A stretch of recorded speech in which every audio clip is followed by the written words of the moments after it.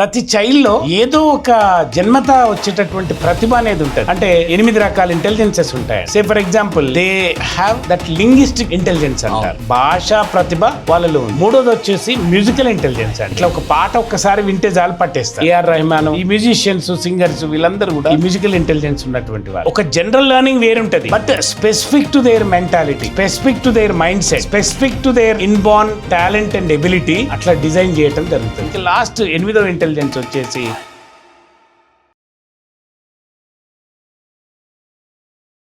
ప్రతి చైల్డ్లో ఏదో ఒక జన్మత వచ్చేటటువంటి ప్రతిభ అనేది ఉంటుంది. దాన్నే హార్వర్డ్ గార్డ్నర్ ఏమంటాడు అంటే మల్టిపుల్ ఇంటెలిజెన్సెస్ అంటాడు. అంటే 8 రకాల ఇంటెలిజెన్సెస్ ఉంటాయండి. కొందరిలో 8 ఉండొచ్చు, కొందరిలో 8 1 2 ఉండొచ్చు, కొందరిలో ఏమీ లేకపోవచ్చు కూడా. కొందరిలో 8 కూడా చాలా గొప్పగా ఉండొచ్చు. సే ఫర్ ఎగ్జాంపుల్ కొందరు పిల్లలు బాగా వాగుడుగాయాలంటాం మనం, బాగా మాట్లాడుతుంటారు.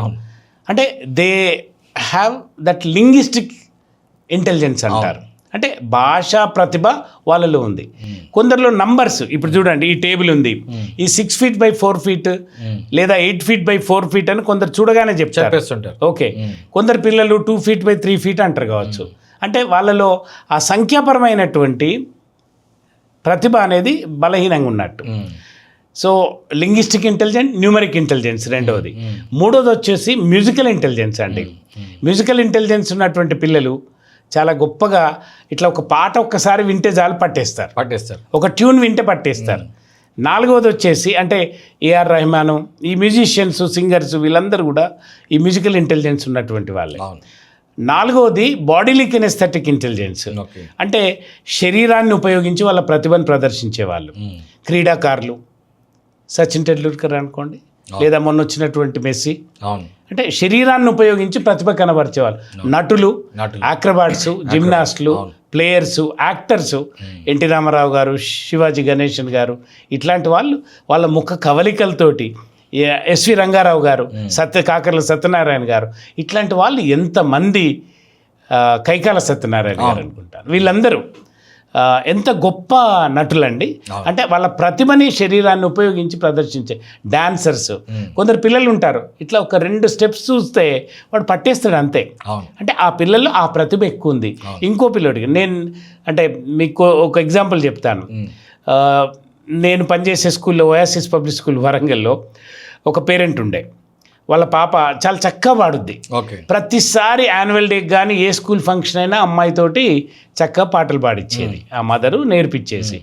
ఇంకొక మదర్కి కూడా వాళ్ళ అబ్బాయిని అంటే ఈ లెక్చరర్ గారి అమ్మాయి, ఈ అమ్మాయి ఆడిటర్ గారి అబ్బాయి, ఆ అబ్బాయి, ఆ అమ్మాయి, ఆమెకి ఏముండేదంటే అరే మావాడు కూడా స్టేజ్ మీద అట్లా పాడాలి, కిందికి దిగిన తర్వాత అందరు ప్రశంసించాలి అని ఒక మ్యూజిక్ టీచర్ని పెట్టి బలవంతాన ఎంత నేర్పించినా ఒక్కరోజు కూడా అబ్బాయి ప్రదర్శన ఇవ్వలేకపోయాడు. కారణం ఏంటి అంటే ఆ అబ్బాయిలో అంతర్లీనమైనటువంటి ఆ ప్రతిభ జన్మత రాలేదు. వచ్చిన దాన్ని మనం అభివృద్ధి పరచవచ్చు, సానబట్టవచ్చు, దాన్ని పెంపొందించవచ్చు, కానీ లేని దాన్ని మనం ఎక్కడి నుంచి తీసుకురాలేం. అట్లాగే 5వ ప్రతిభ ఉంటుంది. అదేంటి అంటే పిల్లల లోపల అంటే మనం ఎప్పుడైనా మబ్బుల్లోకి చూసినప్పుడు నీటి మరకలు గోడకు చూస్తే దాంట్లో కొన్ని మనకేమో బొమ్మల్లాగా కనబడతాయి, ఇమేజెస్ లాగా కనబడతాయి. ఆ ప్రతిభ ఉన్నటువంటి వాళ్ళు వాళ్ళ లోపల అంటే ఏది ఈ చిత్రకారులు రవివర్మ, ఎంఎఫ్ హుసేన్ ఇట్లాంటి వాళ్ళు అన్నట్టు. ఇది ఒక రకమైనటువంటి ప్రతిభ పిల్లల లోపల. ఓకే, తర్వాత 6వది ఇంటర్పర్సనల్ ఇంటెలిజెన్స్ అంటారు. అంటే కొందరు మాట్లాడితే జనాలు ఇట్లా గుమిగూడిపోతారు, కొందరు ప్రారంభిస్తే అక్కడ ఉన్న వాళ్ళు కూడా వెళ్ళిపోతారు. ఓకే, సో ఎవరిలోనైతే ఇంటర్పర్సనల్ ఇంటెలిజెన్స్ ఉంటుందో వాళ్ళు ఎక్కువ మందిని ఆకర్షించగలుగుతారు. అంటే వాళ్ళలో ఎంపతి బాగుంటుంది, అవతల వాళ్ళకి ఏం అవసరం. ఈ నాయకులందరికీ ఇది చాలా బహుముఖంగా ఉంటుంది. ఏది ఇంటర్పర్సనల్ ఇంటెలిజెన్స్. బహుశా నాకు కూడా అవసరమేమో, ఎందుకంటే పాడ్కాస్ట్ ఎంగేజ్ చేయాలంటే ఖచ్చితంగా అది తప్పకుండా. అట్లా మీకు ఇది కూడా కావాలి కదా, లింగ్విస్టిక్ ఇంటెలిజెన్స్ కూడా కావాలి కంపల్సరీ. తర్వాత అంతర్ముఖం, ఏది ఇంట్రాపర్సనల్ ఇంటెలిజెన్స్ అంటారు నెక్స్ట్. అది ఉన్నటువంటి వాళ్ళు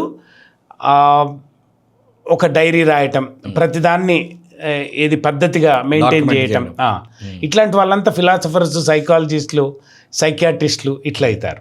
ఇంకా లాస్ట్ 8వ ఇంటెలిజెన్స్ వచ్చేసి అది నేచురలిస్టిక్ ఇంటెలిజెన్స్ అంటారు. అంటే ప్రకృతిని ప్రేమించే వాళ్ళు లేదా ప్రకృతి వస్తువులను ఉపయోగించి వాళ్ళ ప్రతిభను కనబర్చేవారు. గొర్రెల కాపర్లు, హార్టికల్చరిస్టులు, వ్యవసాయం చేసేటటువంటి వాళ్ళు, పూలతో చెట్లతో ఉండేటటువంటి వాళ్ళు. ఇంతెందుకండి, ఏది ఏ సమపాలల్లో వేస్తే ఒక మంచి రుచి వచ్చే వంటకం చేయగలుగుతారో వంట చేసేవాళ్ళు. వీళ్ళందరిలో ఇన్ని ప్రతిభలు ఉంటాయి. తల్లిదండ్రులకు అర్థం కావాల్సింది ఏమిటి అంటే తమ పిల్లల్లో ఈ ప్రతిభలు ఏవి ఉన్నాయి, ఆ ప్రతిభల్ని గుర్తించి వాటిని ప్రోత్సహించటం ద్వారా ఆ పిల్లలు ఒక రకమైనటువంటి రికగ్నిషన్, ఒక సాటిస్ఫాక్షన్, ఒక అంటే డెమాన్స్ట్రేషన్ ఆఫ్ ద టాలెంట్ అనేది జరుగుతుంది. కాబట్టి అదొక కాన్ఫిడెన్స్ని బిల్డ్ చేస్తుంది. తద్వారా చదువులో కూడా ఎదగడానికి అవకాశం ఉంటుంది.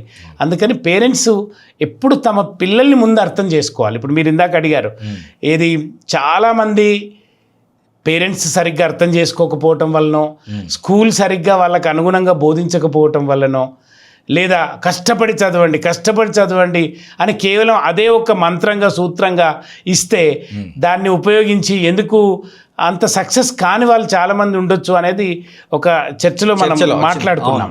ఓకే, నేనేమంటాను అనంటే కష్టపడి చదవటం అనేది చెప్పేది పాత తరం ఉపాధ్యాయుడు.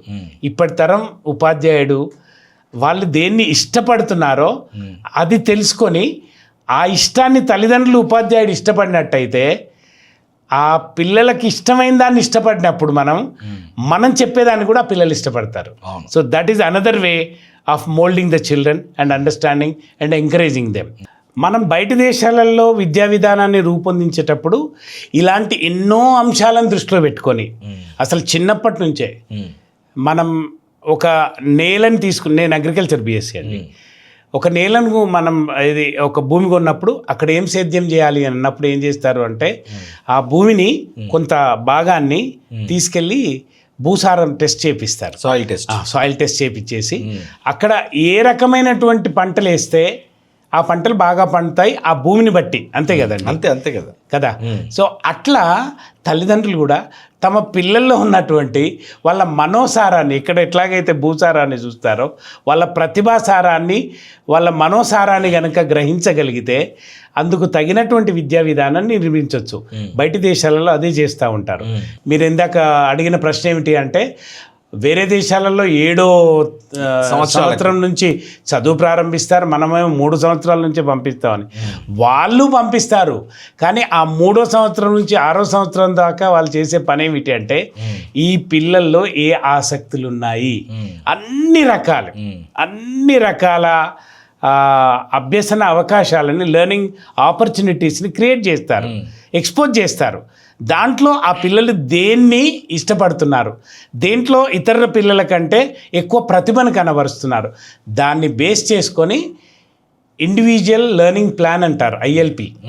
ఒక ప్రతి విద్యార్థికి అంటే ఒక జనరల్ లెర్నింగ్ వేరుంటుంది, but specific to their mentality, specific to their mindset, specific to their inborn talent and ability అట్లా డిజైన్ చేయటం జరుగుతుంది.